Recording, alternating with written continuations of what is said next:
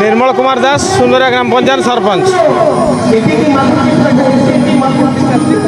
आज नवीन ओडिशा जो नुआ ओडिशा कार्यक्रम आमर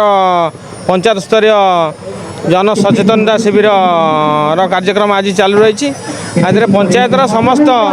सरकार कार्यक्रम को सचेतन करने उद्देश्य आम आज लोक डाकी लोक जनइबू नुआ ओडिशा गठन करने आम मुख्यमंत्री नुआ ओडिशा कार्यक्रम करमर आम पंचायतर प्रायतः समस्त कार्यक्रम जो चालू रही कंप्लीट होती आम कौ स्तर थेलु बर्तमान आम पंचायत कौटी पहुँचला एपरी उन्नतिमूलक कार्यक्रम सब होती समस्ते जानते से गोटी गोटी कही हेनी बहुत कथा तेणुक आम पंचायत जो थिला ये जो 10 वर्ष भितर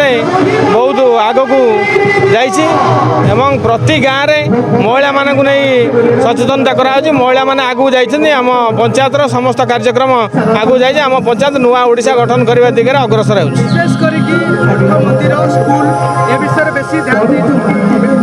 आम पंचायत रेवेन्यू विलेज 6टी सबू विलेज आम स्कूल रही स्कूल रूपांतरीकरण कार्य संपूर्ण हो कहले अत्युक्ति हेब ना मठ मंदिर एवं समस्त मस्जिद ये सब उन्नतिकरण काम पे आम बर्तमान चालू रही किसी कंप्लीट हो गला।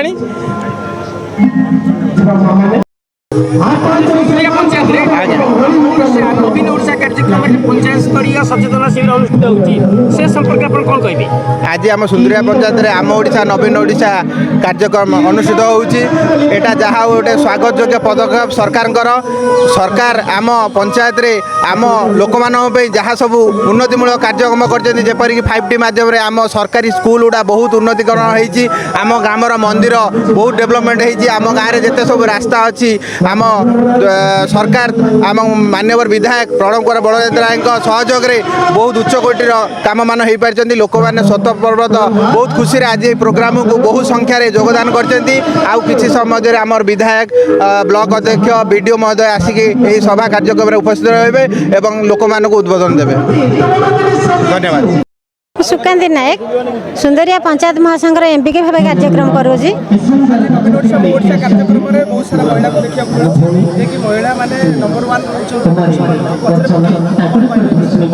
आज्ञा ये तो सत कथा कहीं महिला माने आमर मान्यवर मुख्यमंत्री दयारू बहुत बेनिफिट पाँच उपकृत होती जो महिला माने कबाट कण लुचि रोते आज से महिला मानक आम सबू समावेश देखा पाचु तेणु महिला मानकर भूमिका गुरुत्वपूर्ण तेणु आम सबू माने 100% महिला तो आम दे पारुनु सशक्तिकरण करूँ तथापि आमर मुख्यमंत्री प्रचेषा चली आम सशक्त करने बहुत आप्राण चेष्टा करूँ। स्तर हो कि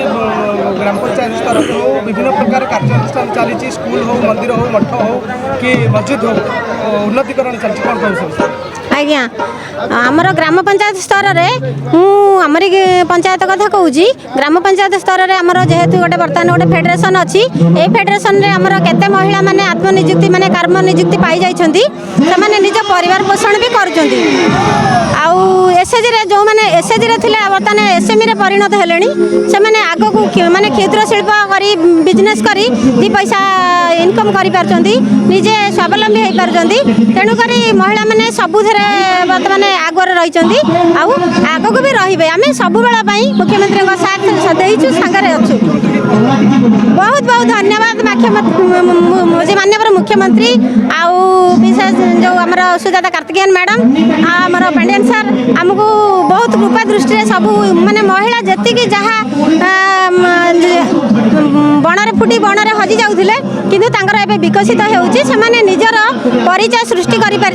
गोटे परिचय मिलता। Thank you.